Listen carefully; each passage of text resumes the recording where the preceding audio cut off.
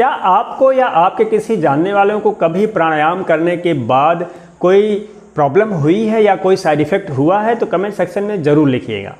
नमस्कार, मैं हूं डॉक्टर राघवेंद्र प्रताप रमन और आज इसी टॉपिक पे चर्चा करेंगे कि क्यों कुछ लोगों को प्राणायाम का अभ्यास करने के बाद समस्या उत्पन्न हो जाती है, कोई नई प्रॉब्लम हो जाती है। बहुत से लोग ऐसे कंप्लेंट करते हैं कि हमने इस प्राणायाम को किया, हमने इतने प्राणायाम को किया, इतने देर तक किया और हमको फ़ायदा होने की जगह नुकसान हो गया। और हो सकता है आप लोगों में से भी ऐसे लोग हों जो खुद इस चीज़ को अनुभव किए हुए हों या किसी से सुने हुए हों।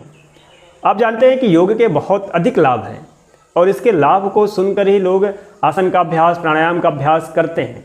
लेकिन जिन लोगों को इससे नुकसान हो जाता है, आसन करने से उनकी समस्या बढ़ जाती है, प्राणायाम करने से समस्या बढ़ जाती है, उन लोगों का योग पर जो विश्वास थोड़ा कम हो जाता है।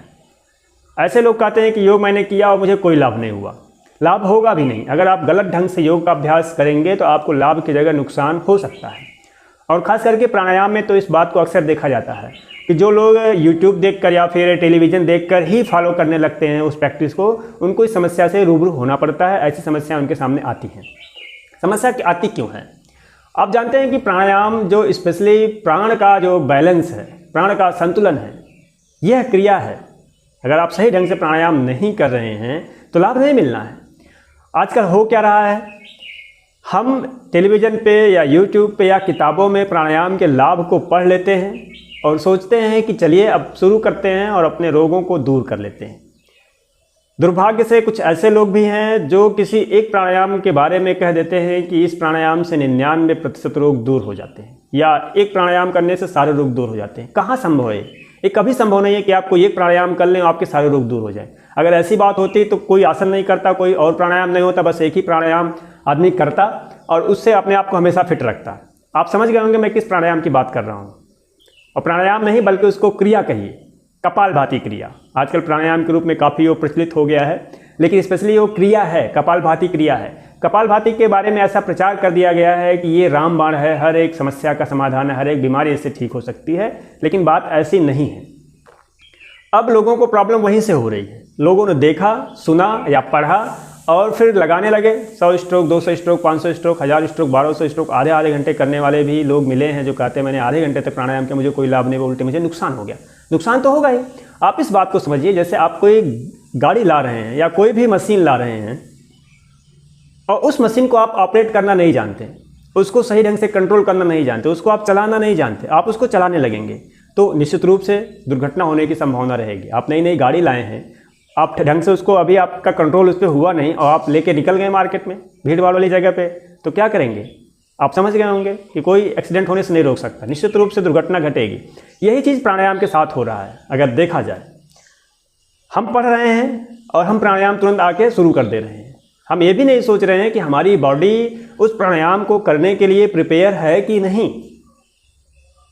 आप देखिए कि यम, नियम, आसन, प्राणायाम, अष्टांग योग में भी प्राणायाम को चौथे नंबर पर रखा गया है। यानी प्राणायाम को करने के पहले अपनी बॉडी को प्रिपेयर करना होता है। हमारी मांसपेशियां उसके लिए तैयार हैं कि नहीं, हमारे अंदर जो शरीर में 72,000 नाड़ियों की बात कही गई है वो प्रिपेयर हैं कि नहीं, नाड़ियों की शुद्धि हुई है कि नहीं। क्या हम जब प्राणायाम का अभ्यास करेंगे जो तो प्राण ऊर्जा जो क्रिएट होगी, जो जनरेट होगी, उस प्राण ऊर्जा को सहन करने के लिए, उस प्राण ऊर्जा को मैनेज करने के लिए हमारा सिस्टम काम कर रहा है कि नहीं। अगर नहीं तो नुकसान होना है।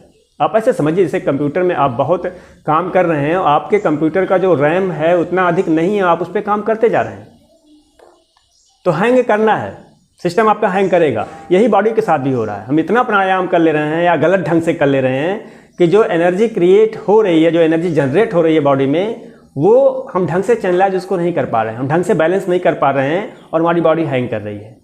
इसलिए लोगों को समस्याएं हो रही हैं। पता चले आप ब्लड प्रेशर का जो समाधान के लिए प्राणायाम कर रहे हैं, ब्लड प्रेशर आपका बढ़ गया।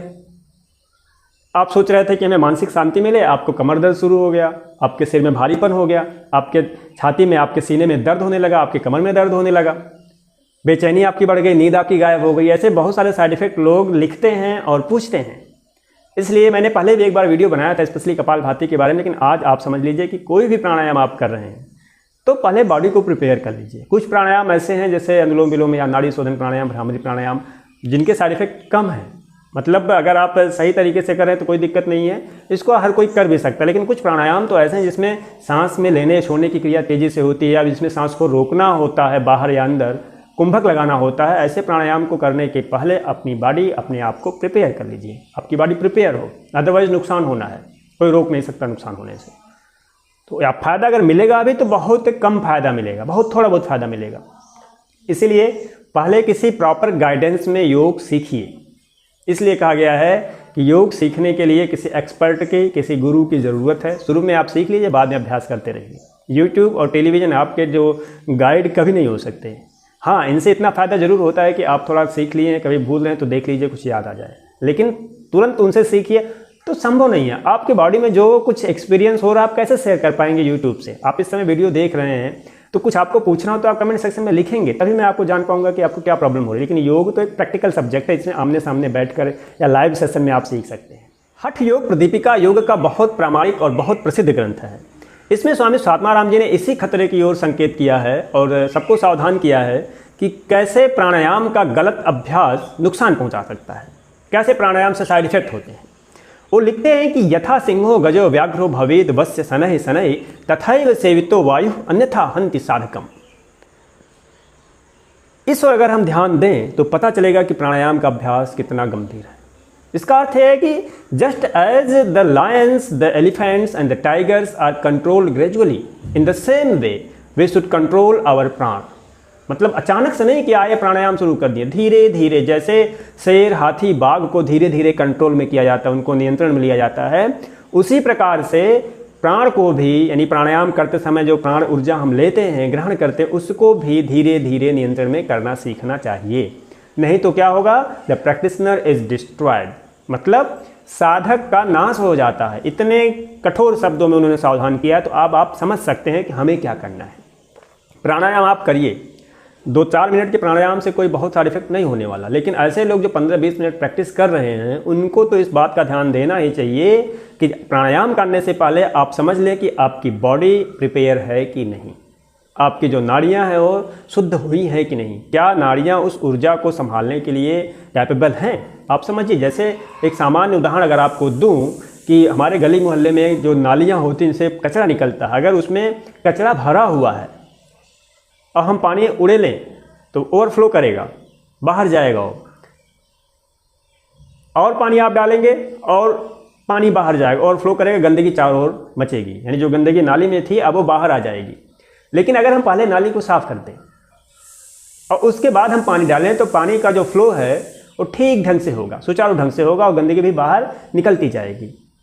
तो इस एग्जाम्पल से आप ये समझिए कि हमें अपने शरीर में जो हमारे नाड़ियाँ हैं उनको पहले इस योग्य बनाना है कि वो प्राण ऊर्जा के प्रवाह को संभाल सके। इसके लिए हमारे शरीर में केंद्र हैं, चक्र हैं, अलग अलग सेंटर हैं, उनको कैसे सही करना है उसके बारे में भी बात कही गई है। और सबसे ज़रूरी ये भी है कि आप प्राणायाम करने से पहले आसन का अभ्यास करें।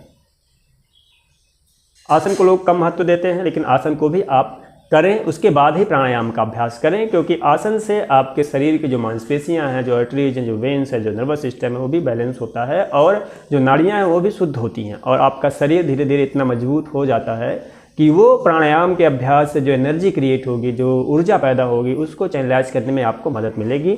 साथ ही साथ प्राणायाम का अभ्यास सही विधि से करें, कभी जल्दबाजी में ना करें। जैसा आजकल बहुत सारे गुरु बताते हैं कि कपालभाति बहुत तेज़ी से ऐसे करना या फिर ऐसे करना या फिर बहुत ज़ोर से करते हैं, ये सारे तरीके गलत हैं और अधिकतर साधक ऐसा ही करते हैं। अगर आप भी ऐसी गलतियां करते हैं तो जल्दी से जल्दी इन गलतियों को छोड़ें और किसी एक्सपर्ट से पहले सीख लें, उसके बाद अभ्यास करें। तो योग से, तो प्राणायाम से आपको बहुत अधिक लाभ मिलने वाला है। अगले वीडियो में फिर किसी नए टॉपिक पर चर्चा होगी। तब तक आप सपरिवार योग का अभ्यास करें, स्वस्थ रहें, खुश रहें।